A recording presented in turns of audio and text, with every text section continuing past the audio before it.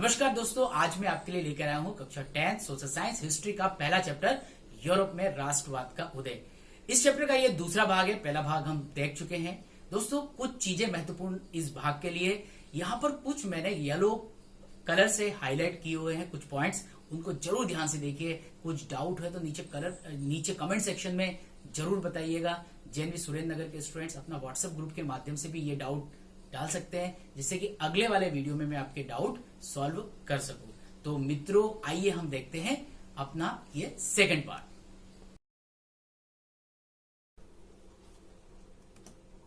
तो आइए दोस्तों, हम चालू करते हैं नेशनलिज्म इन यूरोप का पार्ट सेकंड। पार्ट फर्स्ट के लिए मैं आपको प्रेजेंटेशन दे चुका था।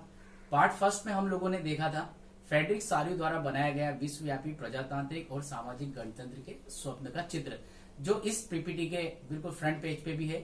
एक सामूहिक पहचान की भावना पैदा करने के लिए फ्रांस के क्रांतिकारियों द्वारा उठाए गए कदम, नेपोलियन द्वारा किए गए प्रशासनिक और आर्थिक सुधार, और इसके बाद में हमने देखा था नेपोलियन के दमन से उत्पन्न यूरोप के राष्ट्रों में राष्ट्रवाद की भावना। तो ये सारी की सारी चीजें हम फर्स्ट पार्ट में देख चुके हैं। चलिए वापस चलते हैं हम 18वीं शताब्दी के मध्य में के यूरोप में। आज के समान इटली, ऑस्ट्रेलिया या हम कह सकते हैं जर्मनी जैसे देश नहीं थे। ऑस्ट्रिया हंगरी पर शासन करने वाला हैब्सबर्ग साम्राज्य था। फ्रांस पर शासन करने वाला बुर्बो साम्राज्य था। तुर्की पर साम्राज्य करने वाला ऑटोमन साम्राज्य था। इसी प्रकार रूस में जार था। यहाँ देखा जाए तो केवल दो ही वर्ग थे, कुलीन वर्ग और सामान्य वर्ग। इन देश के अंदर रहने वाले लोगों की अलग अलग भाषा, संस्कृति, रीति रिवाज थे। इनके अंदर राष्ट्रवाद की कोई भावना नहीं थी। देखिए, यहाँ पर हम मैप में देख सकते हैं किस प्रकार इन साम्राज्य के बारे में यहाँ पर बताया गया है। आपको यहाँ पर देख सकते हैं प्रशा का साम्राज्य दिख रहा है, ऑस्ट्रिया हंगरी का साम्राज्य दिख रहा है, ठीक है। यहां पर आपको ऑटोमन साम्राज्य भी दिख रहा है। तो ये बड़े बड़े साम्राज्य थे। यदि आज के मैप के हिसाब से आप इनकी तुलना करेंगे तो ये देश आपको नहीं दिखाई देंगे। तो चलिए हम बात करते हैं इन दो वर्गों की, कुलीन और मध्यम वर्ग। पूरे यूरोप में कुलीन वर्ग एक जैसा जीवन जीते थे।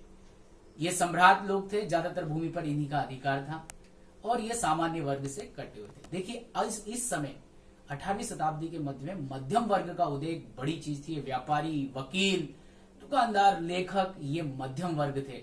इन मध्यम वर्ग को हम कह सकते हैं कि सामान्य वर्ग का हिस्सा है।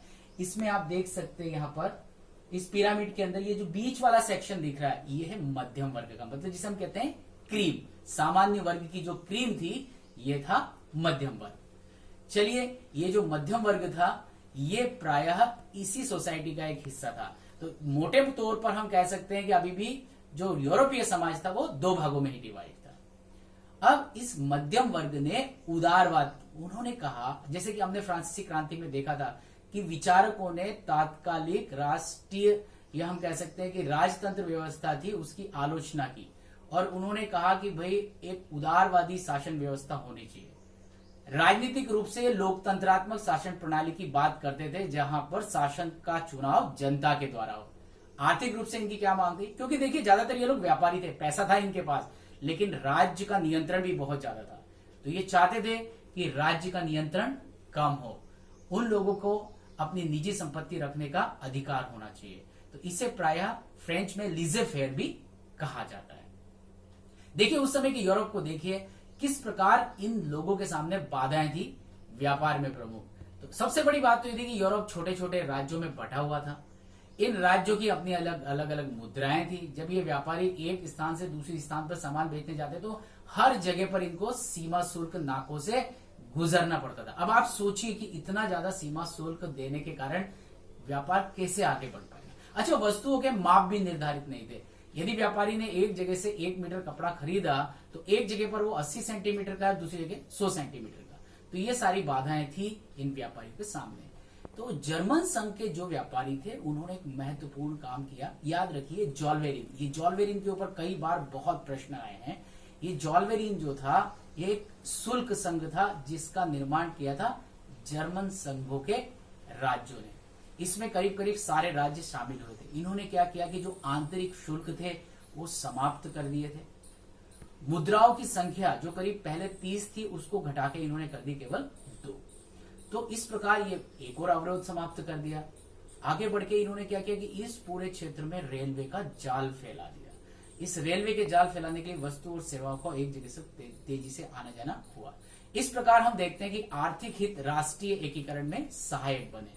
उस समय पनप रही व्यापक राष्ट्रवादी भावनाओं को आर्थिक राष्ट्रवाद की लहर ने मजबूत बनाया। आगे जाके हम देखेंगे कि यही एक बहुत बड़ा कारण था जिसके कारण से आगे जर्मनी का एकीकरण हुआ। ये 5 मार्क्स में भी कई बार ये इस प्रकार का प्रश्न पूछा जाता है, तो आप इनके प्रयास लिख सकते हैं।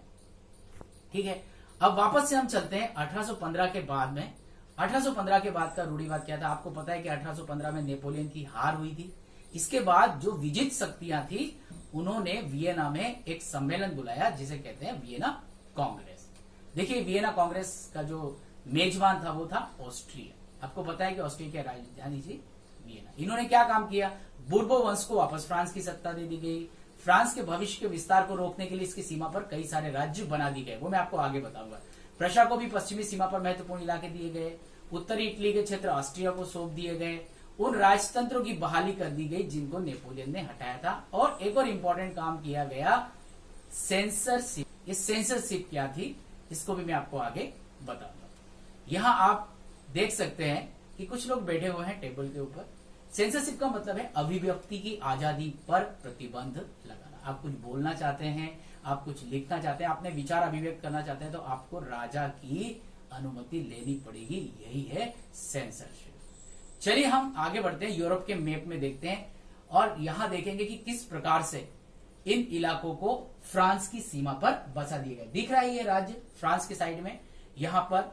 इसके साथ ही हम ये वाला हिस्सा देख रहे हैं जहां पर कि जर्मनी को पश्चिम में कई सारे क्षेत्र दिए गए। याद रखिए इस समय तक प्रशा था और ये ऑस्ट्रो हंगरियन साम्राज्य जिसको उत्तरी इटली का कई सारा क्षेत्र दे दिया गया था।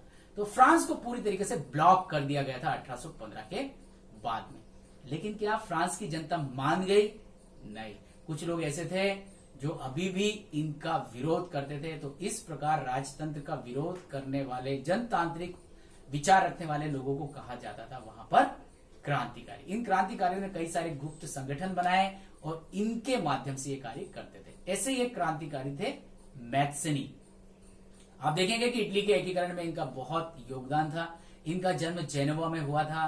कार्बोनरी नामक इन्होंने एक गुप्त संस्था बनाई थी। लेकिन इन्होंने जो सबसे महत्वपूर्ण 2 संस्थाएं बनाई थी वह थी यंग इटली और यंग यूरोप। ये एक्चुअली राजतंत्र को बिल्कुल भी नहीं मानते थे, राजतंत्र के विरोधी थे। ये चाहते थे कि यूरोप में राष्ट्रवाद बढ़े, सभी देश एकत्रित हो, सभी देशों का पुनर्गठन हो, लेकिन किस आधार पर? जनतांत्रिक आधार पर। इसीलिए जो मेटरनिक महोदय है इन्होंने कहा था कि ये व्यक्ति हमारी सामाजिक व्यवस्था का सबसे बड़ा शत्रु है। इसके ऊपर भी कई बार प्रश्न आए हैं कि मेटरनिक ने मैथ्सनी को क्यों इस प्रकार से कहा था।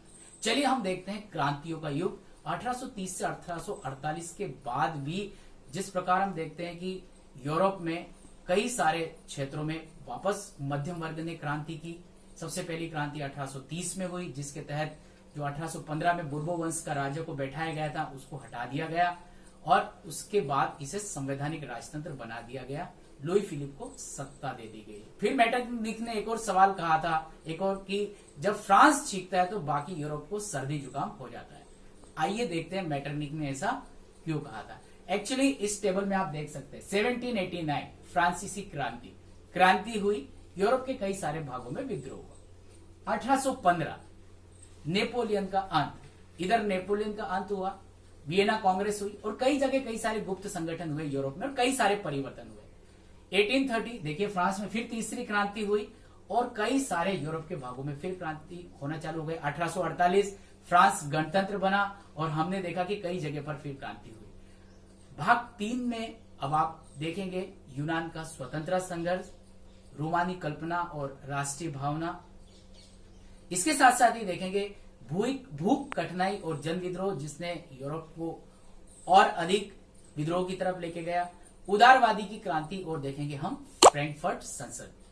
इसके साथ साथ ही हम देखेंगे महिलाओं और क्रांति। क्या क्रांति महिलाओं के लिए हुई थी, महिलाओं को क्या अधिकार प्राप्त हुए। तो दोस्तों ये वीडियो देखने के लिए धन्यवाद। यदि आपको पसंद आता है तो जरूर मेरे YouTube channel learn social science by लेवे सर को सब्सक्राइब कीजिए और कमेंट सेक्शन में जरूर लिखिए जिससे कि आगे के वीडियो में और बेहतर बना सकूं। तब तक के लिए धन्यवाद।